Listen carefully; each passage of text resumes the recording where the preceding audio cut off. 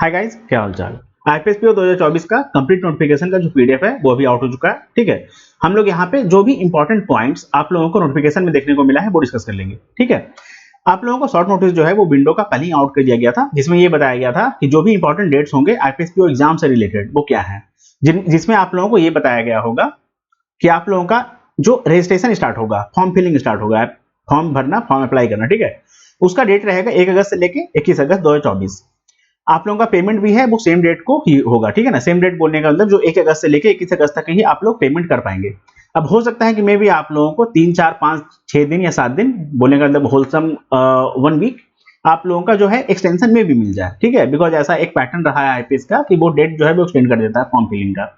But आप लोग कोशिश करें अपने साइड से कि जितना जल्दी हो सके आप लोग फॉर्म को अप्लाई कर दीजिए, फॉर्म को फिल कर दीजिए। ठीक है, आप लोगों का जो प्री एग्जाम ट्रेनिंग होगा, बोलने का तो जो स्पेशल कैटेगरीज के कैंडिडेट्स हैं उनके लिए जो प्री एग्जाम का ट्रेनिंग होगा वो सितंबर में कंडक्ट कराया जाएगा। अब एक बात और, ये जो प्री एग्जाम ट्रेनिंग है ना, ये आप लोगों का ऑनलाइन या ऑफलाइन मोड दोनों में से किसी में से हो सकता है। ठीक है ना, या तो ऑफलाइन होगा या तो ऑनलाइन होगा। आप लोगों का जो ऑनलाइन प्री का एग्जामिनेशन है, प्री एग्जाम, ये आप लोगों का अक्टूबर में होगा। डेट है इसका 19 और 20 अक्टूबर। ठीक है, मेंस का जो एग्जाम है वो आप लोगों का नवंबर में होगा, इसका डेट है 30 नवंबर। ठीक है ना, ये कैलेंडर के अकॉर्डिंग, और जो शॉर्ट नोटिस था उसमें भी ये डेट मेंशन किया गया था।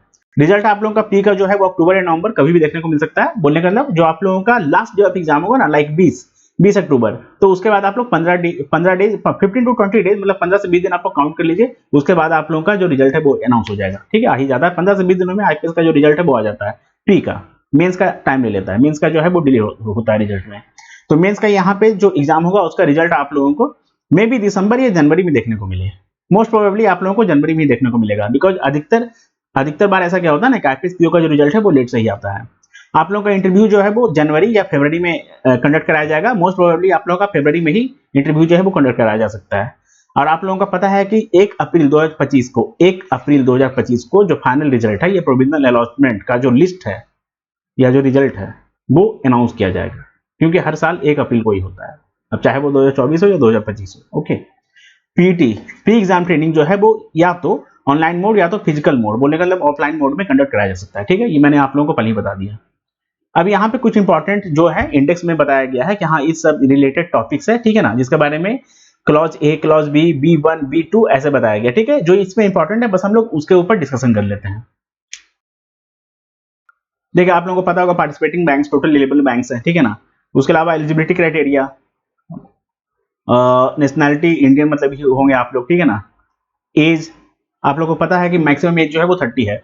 और जो स्पेशल कैटेगरी, बोलने का मतलब जो लोग कैटेगरी के स्टूडेंट्स आते हैं, बोलने का मतलब जिसमें आप लोगों का ओबीसी हो गया, एससी हो गया, एसटी हो गया, इन लोगों को जो भी रिलैक्सेशन मिलता है ये हर एग्जाम में सेम ही रहता है। आप लोगों को इसके बारे में जानकारी होगा। इसमें से फिर इंपॉर्टेंट आप लोगों के लिए एजुकेशनल क्वालिफिकेशन, आप लोगों को पता होगा कि आप लोगों के पास एक ग्रेजुएशन का जो डिग्री है, ग्रेजुएशन का जो डिग्री है वो होना चाहिए। ठीक है ना, किसी भी डिसिप्लिन, बोलने का मतलब किसी भी ब्रांच में या किसी भी सब्जेक्ट में, किसी भी स्ट्रीम में। डिसिप्लिन का मतलब होता है ब्रांच, स्ट्रीम, सब्जेक्ट। ओके, बस यही है, उसके अलावा और मतलब इसमें कुछ इंपॉर्टेंट नहीं है। ठीक है ना, अच्छा हाँ, अगर मान लेते हैं कि जिनका फाइनल रिजल्ट जो है ना वो 21 अगस्त 2024 ऑन, मतलब कि 21 अगस्त 2024 तक या उसके पहले अगर आप लोगों का रिजल्ट अनाउंस हो जाता है फाइनल, मान लेते हैं कोई फाइनल ईयर के स्टूडेंट होंगे। ठीक है ना, मान लेते हैं बीकॉम फाइनल ईयर का, BCom third year, BCom fourth year, कहीं कहीं पे 4 साल का बीकॉम होता है। ठीक है, तो उसके अकॉर्डिंग जिनका फाइनल ईयर होगा ना, उनका रिजल्ट 21 अगस्त 2024 या तो उसके पहले अनाउंस हो जाना चाहिए, वही लोग एलिजिबल होंगे फॉर्म को अप्लाई करने के लिए। ठीक है, अब उसके अलावा यहाँ पर और कुछ इंपॉर्टेंट नहीं है, नहीं और कुछ इंपॉर्टेंट नहीं है। अच्छा हाँ, ये आप लोगों को पता होना चाहिए, आप लोगों का जैसे कि अगर 59.99% है वो आप लोगों का 60 से बिलो ही काउंट किया जाएगा, उसे आप लोग 60% में काउंट नहीं करेंगे। और जो 54.99% है वो आप लोगों का लेस देन 55% ही काउंट किया जाएगा, बोलने का मतलब इसे 55% में काउंट नहीं करेंगे। ठीक है, credit history, candidates with no bank statement shall not be required to produce this civil status, civil score requirement is not a precondition to apply. बोलने का मतलब ये जो कंडीशन है ना ये कंपलसरी नहीं है। ठीक है ना, इसके ऊपर आप लोग प्लीज ध्यान मत दीजिए, वरना आप लोगों का तैयारी वगैरह है ना वो खराब हो जाएगा। बिकॉज अगर आप लोग एक्स्ट्रा फैक्टर्स के ऊपर फोकस करेंगे जो डायरेक्टली लिंक नहीं करता है एग्जाम से, एग्जाम के प्रिपरेशन से रिलेटेड, ठीक है ना, तो आप लोगों को ये प्रॉब्लम फेस करना पड़ेगा। आप लोगों का एफिशिएंसी जो है वो खराब हो जाएगा, आप लोग डिमोटिवेट हो जाएंगे, परेशान रहेंगे, फ्रस्ट्रेटेड रहेंगे अदर फैक्टर्स की वजह से ही। ठीक है ना, आप लोगों को पैटर्न पता होगा कि इंग्लिश जो है प्री का, ये प्री का है, ठीक है ना, ये आप लोगों का प्री के लिए है। 30 क्वेश्चन रहेगा, 30 नंबर के लिए इंग्लिश मोड में रहेगा। इंग्लिश मोड बोलेंगे तो मीडियम फॉर्म एग्जामिनेशन, लैंग्वेज क्या रहेगा, इंग्लिश, बिकॉज इंग्लिश तो सिर्फ इंग्लिश में ही देखने को मिलेगा ना। Section timing 20 minutes. जो क्यूए है, क्वांटिटेटिव एप्टीट्यूड और मैथ्स और मैथमेटिक्स, ठीक है ना, ये जनरल मैथ्स, ये आप लोगों का 35 क्वेश्चन, 35 मार्क्स, इंग्लिश और हिंदी दोनों में इसका क्वेश्चन आप लोगों को देखने को मिलेगा। और जो रीजनिंग एबिलिटी है वो 35 क्वेश्चन, 35 मार्क्स के लिए, इंग्लिश एंड हिंदी बोथ आप लोगों को लैंग्वेज जो है देखने को मिलेगा, ठीक है। 20 मिनट्स के लिए आप लोगों का क्यूए रहेगा, क्वांटिटेटिव एप्टीट्यूड, एंड रीजनिंग भी आप लोगों का 20 मिनट्स का सेक्शन टाइमिंग के लिए रहेगा, ओके। मेंस का आप लोगों को पता होना चाहिए, एंड इवन अगर नहीं पता है तो आप लोग बस देख लीजिए, थोड़ा सा ये इन्फॉर्मेशन है, ये मेंस के लिए है, ठीक है ना, जो 30 नवंबर को होना है। रीजनिंग एंड कंप्यूटर एप्टीट्यूड आप लोगों का, इसमें कंप्यूटर का कोई लेना देना नहीं है, बस ऐसा ही नाम इसमें डाल दिया गया है, ठीक है ना। तो रीजनिंग जो रहेगा वो आप लोगों का 45 क्वेश्चन रहेगा, 60 मार्क्स के लिए, इंग्लिश और हिंदी दोनों में रहेगा, 60 मिनट्स का इसका सेकंड टाइम दिया जाता है। जनरल इकोनॉमी और बैंकिंग अवेयरनेस जो है ये आप लोगों का 40 क्वेश्चन रहेगा, 40 मार्क्स के लिए, इंग्लिश और हिंदी दोनों में आप लोगों को देखने को मिलेगा 35 मिनट्स के लिए। इंग्लिश लैंग्वेज बोलने का इंग्लिश का जो आप लोगों का सेक्शन रहेगा वो 35 क्वेश्चंस कैरी करेगा 40 मार्क्स के लिए, ठीक है। इंग्लिश में सिर्फ देखने को मिलेगा बिकॉज इंग्लिश लैंग्वेज है। 40 मिनट्स इसका सेकंड टाइमिंग रहेगा। जो डीए और डीआईए है, डेटा एनालिसिस एंड इंटरप्रिटेशन, ये आप लोगों का क्वांटिटेटिव एप्टीट्यूड का पार्ट हो गया। 35 क्वेश्चन देखने को मिलेगा 60 मार्क्स के लिए, ठीक है। इंग्लिश और हिंदी दोनों में आप लोगों को इसका लैंग्वेज देखने को मिलेगा, क्वेश्चन का लैंग्वेज देखने को मिलेगा। 45 मिनट्स टाइमिंग जो है ये सेक्शन का होल्ड करेगा। टोटल आप लोगों को 155 क्वेश्चन देखने को मिलते हैं 200 मार्क्स के लिए, ठीक है। 3 आवर्स का एग्जाम होता है। उसके बाद जो आप लोगों का डिस्क्रिप्टिव राइटिंग होता है, उसमें आप लोगों का एक मतलब लेटर और एससी देखने को मिलेगा। 2 क्वेश्चन होंगे, ये 25 मार्क्स कैरी करेंगे, ओके। तो टोटल आप लोगों का ये 30 मिनट्स एक्स्ट्रा मतलब डिस्क्रिप्टिव राइटिंग के लिए मिलता है, ठीक है ना। तो टोटल आप लोगों को 3 आवर्स एंड 30 मिनट्स का एग्जाम होगा, और टोटल जो एग्जामिनेशन का मार्क्स होगा वो होगा 225 मार्क्स, ओके। डिस्क्रिप्टिव राइटिंग में पता है क्या, बहुत सारे कैंडिडेट्स ये गलती करते हैं कि क्वेश्चन को आंसर करने के बाद वो लोग सेव नहीं करते हैं, तो प्लीज आप लोग सेव कर दीजिएगा, अदरवाइज आप लोगों को बहुत भयंकर नुकसान देखने को मिलेगा।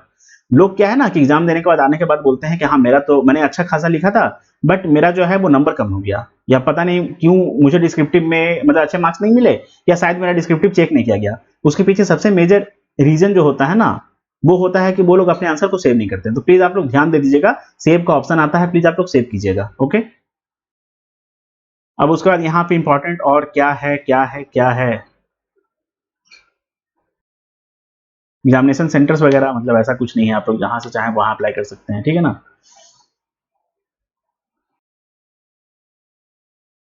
इंटरव्यू के लिए आप लोगों को शायद पता ना हो, या अगर पता है तो अच्छी बात है, इस चैनल पे ही आप लोगों को एक इंटरव्यू का प्लेलिस्ट मिलेगा। उसमें मैंने बहुत सारा जितना भी इंपॉर्टेंट, बहुत सारा क्या मतलब कंप्लीट एक मैराथन है मेरा 4 घंटे का, मतलब अप्रॉक्स 4 आवर्स का एक मेरा इंटरव्यू के ऊपर मैराथन है, जो बहुत ही प्रीसियस वीडियो है, बहुत ज्यादा वो मैं मतलब मैं अपने मुंह से क्या बोलूं। प्लीज आप लोग एक बार उस वीडियो को देख लीजिएगा इंटरव्यू से पहले, आप लोगों का अच्छा खासा जो परेशानी है ना, जो डाउट वगैरह इंटरव्यू से रिलेटेड रहता है, वो खत्म हो जाएगा, बर्बाद हो जाएगा, डिस्ट्रॉय हो जाएगा, ओके। देखिए फीस आप लोगों का, जो लोग भी एससी एसटी और पीडब्ल्यूबीडी कैंडिडेट्स होते हैं, फिजिकली डिसेबल, ठीक है ना, उन लोगों के लिए 175 फीस है, 175, और 850 जो है वो अदर लोगों के लिए। बोलने का मतलब जो लोग जनरल कैटेगरी के होते हैं, अनरिजर्व कैटेगरी के होते हैं, और जो ओबीसी कैटेगरी के होते हैं और ईडब्ल्यूएस में आते हैं, ठीक है, उनके लिए। देखिए जितना भी इन्फॉर्मेशन होगा ना, वो आप लोग जब रजिस्टर करेंगे ना, रजिस्ट्रेशन जब आप लोग करेंगे उस टाइम पे जो आप लोग नंबर देंगे और जो ईमेल आईडी देंगे, उस पर आप लोगों को डिटेल्स जो है वो प्रोवाइड कर दिया जाएगा कि आप लोगों का फॉर्म जो है वो फिल हो चुका है, पेमेंट जो है वो रिसीव हो चुका है, आप लोगों का प्री एग्जाम कब है, मेंस एग्जाम कब है, इससे रिलेटेड जितना भी डिटेल्स है ना, ये एडमिट कार्ड आउट हो चुका है, ये आप लोगों को बता दिया जाएगा, ठीक है। नोटिफिकेशन आप लोगों को, इंटीमेशन बोलने का मतलब जानकारी मुहैया कराना, प्रोवाइड करना इन्फॉर्मेशन, ओके। ये हमारे लिए सबसे ज्यादा इंपॉर्टेंट है कि किस बैंक ने कितना वैकेंसी जो है वो रिलीज किया है और किस कैटेगरी के लिए।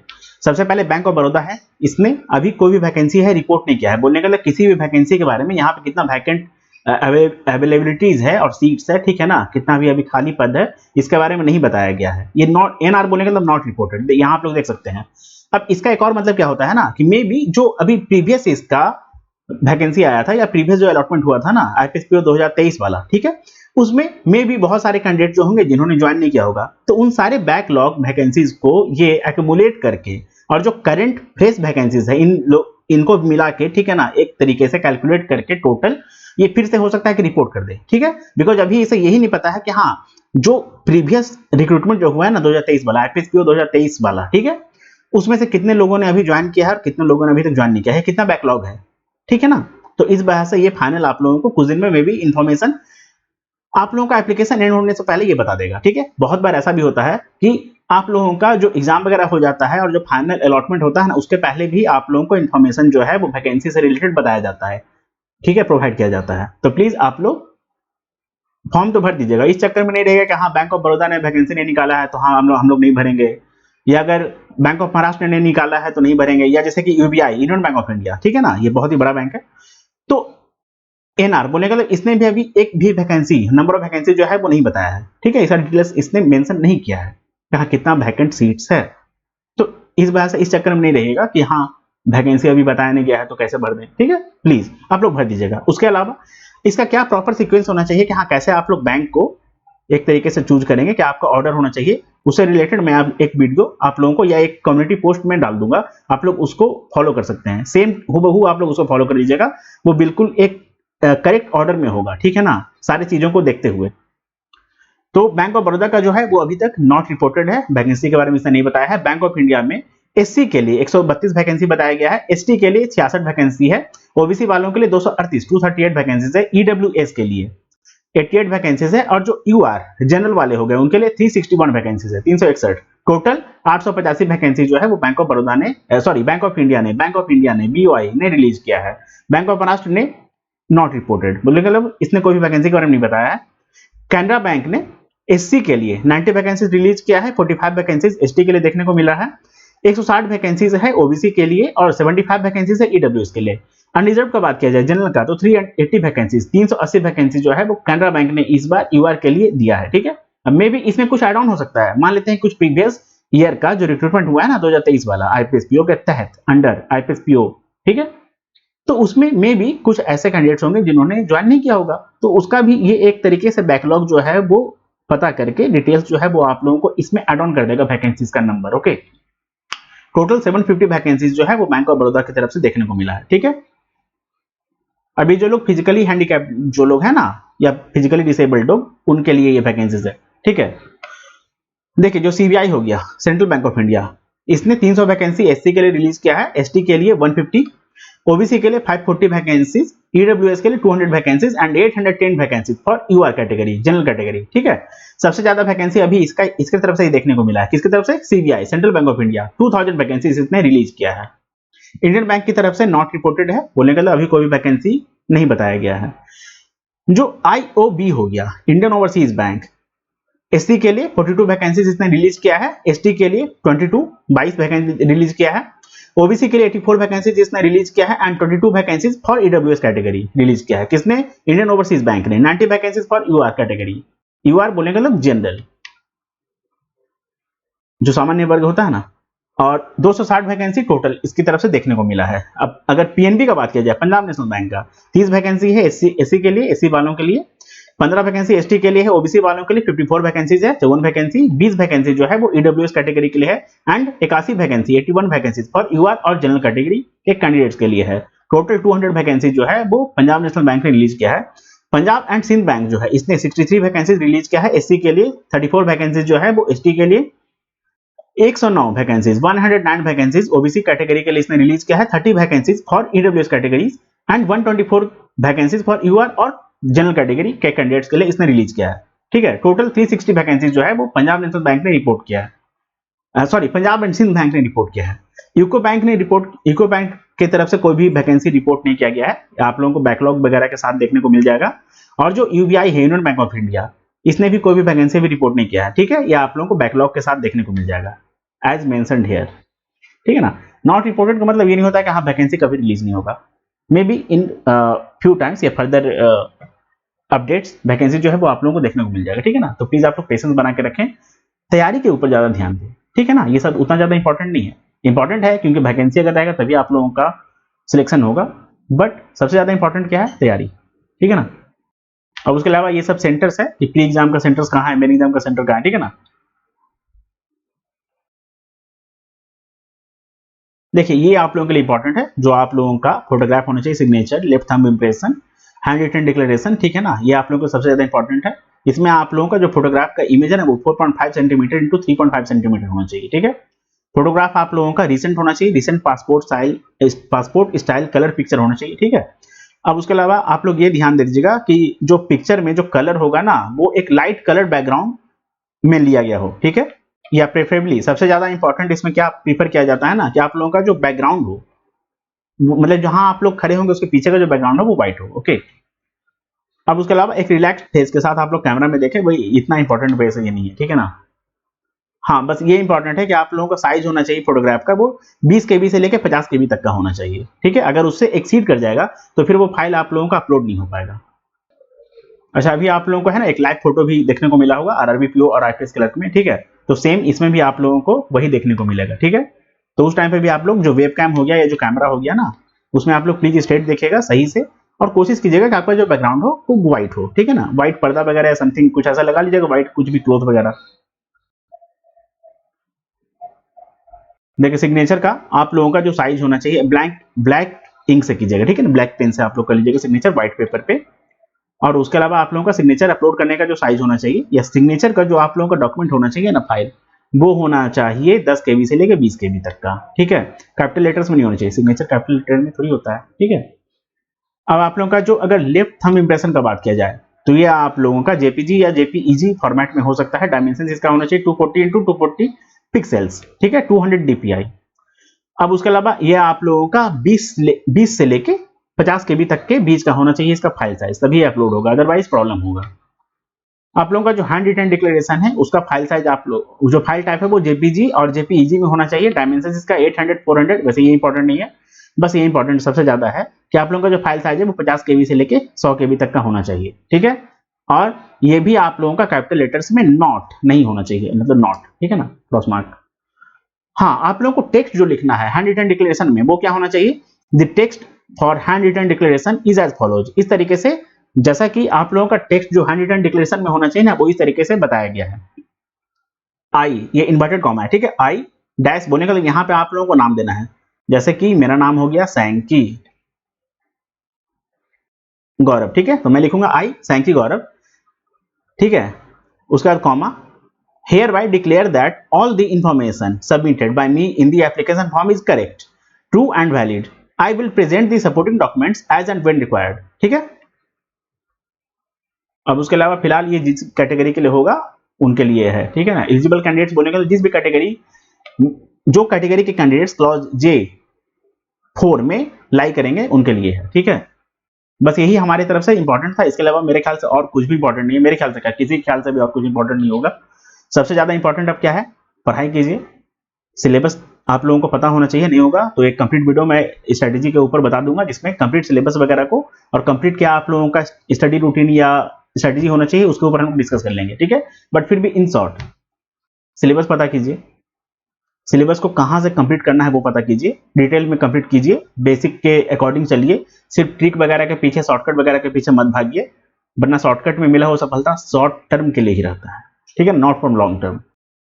और उसके अलावा प्रैक्टिस कीजिए, प्रीवियस ईयर पेपर या प्रीवियस ईयर क्वेश्चंस को ध्यान दीजिए कि हाँ किस तरीके से किस पैटर्न पे बेस्ड आप लोगों को क्वेश्चन वगैरह देखने को मिला है, या प्रीवियस ईयर का क्या पैटर्न रहा है, क्या सीक्वेंस रहा है, ठीक है ना। उसके ऊपर फोकस करने से आप लोगों को आइडिया लगेगा, ठीक है। वो एक रफ आइडिया आप लोगों को प्रोवाइड करता है। उसके अलावा अच्छे टीचर्स को फॉलो कीजिए, जो टीचर्स लोग ट्रिक वगैरह के पीछे भागते हैं प्लीज उनको फॉलो मत कीजिए, वरना उनको फॉलो करके आप कहीं फाइनल डेस्टिनेशन तक पहुंच नहीं पाएंगे, तो क्यों उनको फॉलो करना, है ना। जो आप लोगों को मार्ग तक पहुंचा दे, सही मंजिल तक पहुंचा दें, उन लोगों को फॉलो कीजिए ना, उन लोगों को नक्शे कदम पे चाहिए, ओके। अब उसके अलावा सबसे इंपॉर्टेंट बात क्या है, प्रैक्टिस प्रैक्टिस एंड प्रैक्टिस। और वैसे भी आप लोगों को पता होगा practice makes a candidate perfect, ठीक है ना। और उन लोगों को सिलेक्शन भी दिला देता है, क्या, प्रैक्टिस, ओके। अब इसके अलावा और कुछ भी इंपॉर्टेंट होगा या आप लोगों को कोई भी क्वेरी होगा तो कमेंट सेक्शन आप लोगों के लिए ओपन है 24 घंटे, फटाक से मतलब आप लोग कमेंट कीजिए, जवाब आप लोगों को मिल जाएगा। जो जवाब कमेंट में देना संभव नहीं है उसके लिए वीडियो बना दिया जाएगा, ओके। तो चलिए मिलेंगे हम लोग अगले वीडियो में, तब तक के लिए all the best, thank you.